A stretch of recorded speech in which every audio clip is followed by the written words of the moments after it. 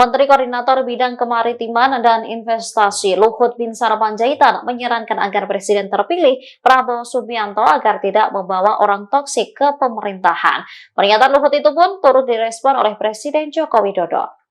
Jokowi sepakat dengan saran Luhut agar Prabowo tidak membawa orang-orang toksik ke pemerintahan.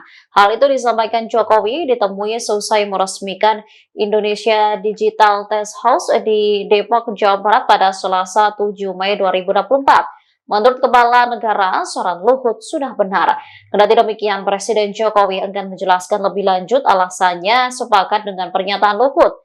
Ex-Gubernur DKI Jakarta itu justru meminta awak media untuk bertanya langsung kepada Luhut terkait penilaiannya, termasuk soal siapa sosok yang disebut toksik oleh Luhut. Capres terpilih Gibran Raka Buming Raka juga memberikan responnya. Diakui Gibran, ia tak mengetahui siapa sosok toksik yang disinggung Luhut. Ia lebih memilih berkawan dengan semua kalangan, baik dengan orang-orang dalam koalisi maupun di luar pemerintahan. Pak Luhut toksik.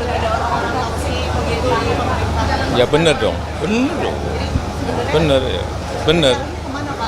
Hah? Ya ditanyakan kepada yang menyampaikan, tanyakan ke Pak Luhut. Download Tribun X sekarang, menghadirkan lokal menjadi Indonesia.